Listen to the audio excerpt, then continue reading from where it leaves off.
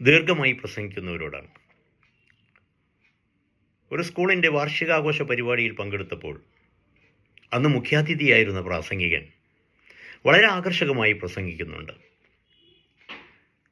വളരെ ദീർഘമായി പ്രസംഗിക്കുന്ന അദ്ദേഹത്തെ ഓഡിയൻസും ടീച്ചർമാരും വിദ്യാർത്ഥികളുമൊക്കെ അക്ഷമയോടുകൂടി നോക്കിക്കൊണ്ടിരിക്കുകയാണ്.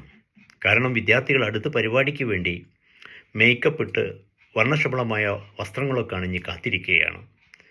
ടീച്ചേഴ്സിനാണെങ്കിൽ പരിപാടി സമയത്തിനുള്ളിൽ തീർക്കണമെന്ന് ആഗ്രഹമുണ്ട്. അജണ്ടയിൽ ഇനിയും പരിപാടികളുണ്ട്.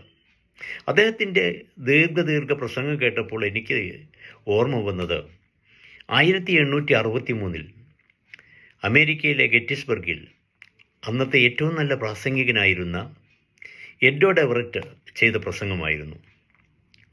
പെൻസിൽവാനിയയിലെ ഗെറ്റിസ്ബർഗ് സെമിത്തേരിയുടെ സമർപ്പണ ചടങ്ങായിരുന്നു വേദി. 2.5 മണിക്കൂർ നീണ്ട അദ്ദേഹത്തിൻ്റെ പ്രസംഗം കഴിഞ്ഞ സമയത്താണ് പ്രസിഡന്റ് അബ്രഹാം ലിങ്കൺ എഴുന്നേറ്റ് നിന്ന് പ്രസംഗിക്കാൻ തുടങ്ങിയത്. അദ്ദേഹത്തിൻ്റെ പ്രസംഗം കേവലം 3 മിനിറ്റ് മാത്രമായിരുന്നു. ആ പ്രസംഗമാണ് ഇന്ന് ലോകത്ത് ഏറ്റവും അധികം ചർച്ച ചെയ്യപ്പെടുന്ന ഏറ്റവും ചെറിയ പ്രസംഗം. ചരിത്രത്തിൻ്റെ തങ്കലിപികളിൽ ആലേഖനം ചെയ്ത പ്രസംഗമായിരുന്നു അത് ചെയ്തിരുന്നത്.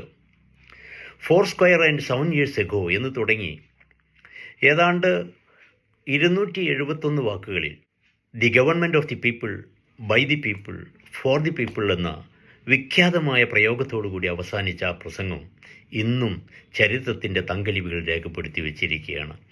ഒരു പ്രസംഗം അനന്തമായതുകൊണ്ട് അത് അനശ്വരമാകണമെന്നില്ല. ഏറ്റവും നല്ല പ്രസംഗം ഏറ്റവും ചെറിയ പ്രസംഗമാണ്. ഇംഗ്ലീഷിൽ ഒരു തമാശ പറയാറുണ്ട്. The beautiful speech is like a miniskirt of a lady. It should be very long enough to cover all the points, and at the same time it should be very short enough to increase the curiosity of the viewers.